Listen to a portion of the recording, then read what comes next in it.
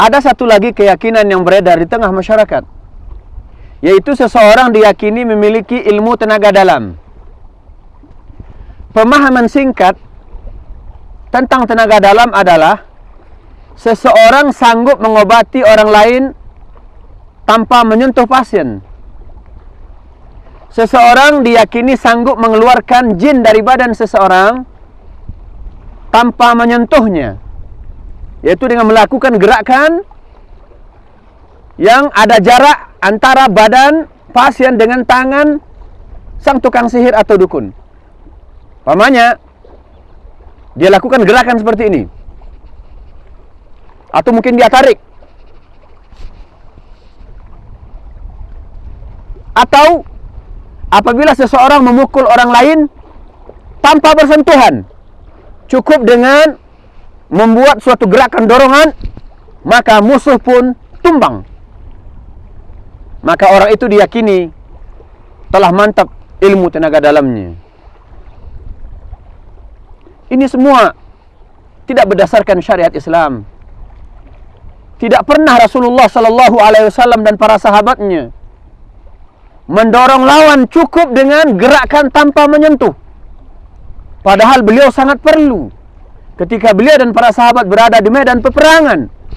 Kalaulah ada tenaga dalam, tentu Rasulullah dan para sahabat cukup mengarahkan telunjuknya ke arah musuh, maka musuh pun tumbang. Yang ada bukan demikian. Rasulullah berusaha mendekat ke arah lawan dan menebas lawan sampai tumbang. Jadi, tenaga dalam masih merupakan bahagian dari sihir. Karena menurut Ibnu Faris, sihir adalah ikhrajul batil fi suratil haqq. Sihir adalah menampakkan kebatilan dalam rupa kebaikan, menampakkan kebatilan dalam bentuk kebenaran, padahal dia batil, tapi dinampakkan sebagai suatu kebenaran. Masyarakat pun meyakininya sebagai suatu kebenaran. Jika seseorang ingin mendorong orang lain, hendaklah dia bersentuhan langsung, begini.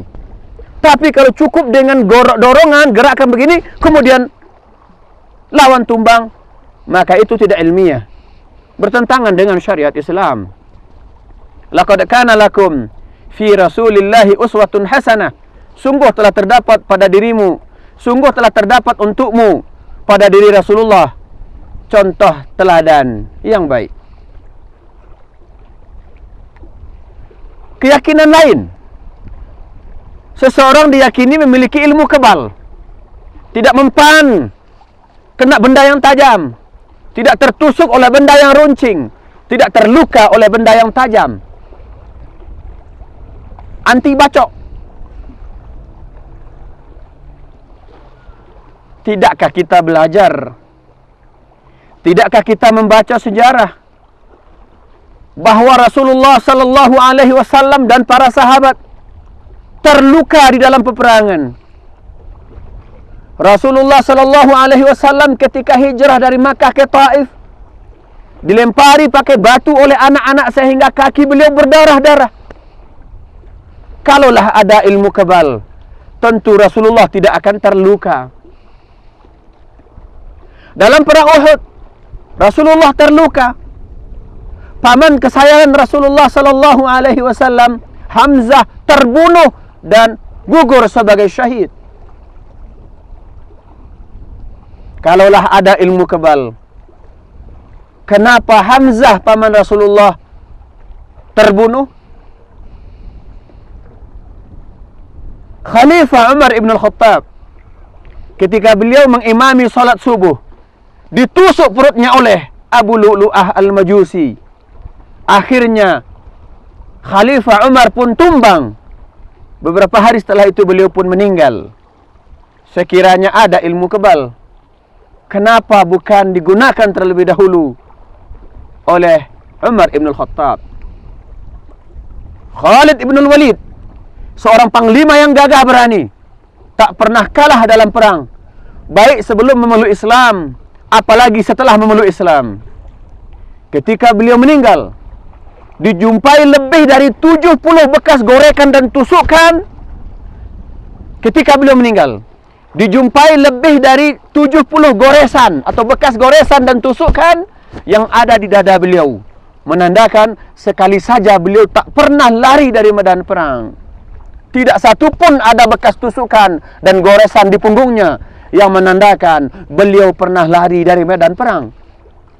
Khalid ibn al-Walid, panglima yang gagah berani, terluka. Sekiranya ada ilmu kebal, kenapa Khalid ibn al-Walid masih terluka? Sekiranya ada ilmu kebal, tentu Rasulullah, para sahabat tidak terluka. Bahkan tidak sedikit di antara sahabat yang meninggal disebabkan tusukan atau tebasan pedang lawan. Lau kana khairan la sabaquna ilaih. Sekiranya itu baik, tentu Rasulullah dan para sahabat lebih dahulu melakukannya dibandingkan kita. Jadi ilmu tenaga dalam, ilmu kebal, semuanya terjadi akibat persekongkolan dengan syaitan. Karena seseorang sebelum mendapatkan ilmu tenaga dalam atau ilmu kebalnya, dia mesti melakukan ritual-ritual. Sebagaimana yang dikabarkan oleh seseorang kepada saya, bahwa dia disyaratkan oleh gurunya puasa 3 hari untuk mendapatkan 1 jurus. Kemudian ada seseorang mengatakan kepada saya, untuk memantapkan suatu ilmu, dia disyaratkan untuk mempuasakan Yasin. Yasin dipuasakan. Padahal makna puasa adalah menahan diri dari makan dan minum, dan dari hal-hal yang membatalkan puasa, termasuk pergaulan suami istri, mulai dari terbit fajar sampai terbenam matahari. Itu yang disebut puasa. Lantas bagaimana itu puasa? Mempuasakan Yasin, mempuasakan Al-Fatihah? Suatu keyakinan yang tidak masuk akal, tidak bisa diterima, dan tidak ada dasar hukumnya. Atau seseorang melakukan ritual-ritual yang seakan-akan ritual yang merupakan bagian dari agama atau berlandaskan agama. Seperti seseorang mengucapkan zikir atau menyebut nama Allah, Ya Hayyu, Ya Qayyum, Ya Qawiyyu, Ya Matin, dan lain sebagainya. Sebagaimana pengakuan seseorang, kami diperintahkan oleh guru kami untuk membungkukkan badan, kemudian baju kami dibuka, kemudian kami disuruh membaca zikir tertentu, kemudian punggung kami digosok pakai benda tajam, dan kami pun tidak terluka. Maka zikir-zikir, ritual-ritual yang tadi kita uraikan itu, dan itu jelas tidak berdasarkan kepada syariat.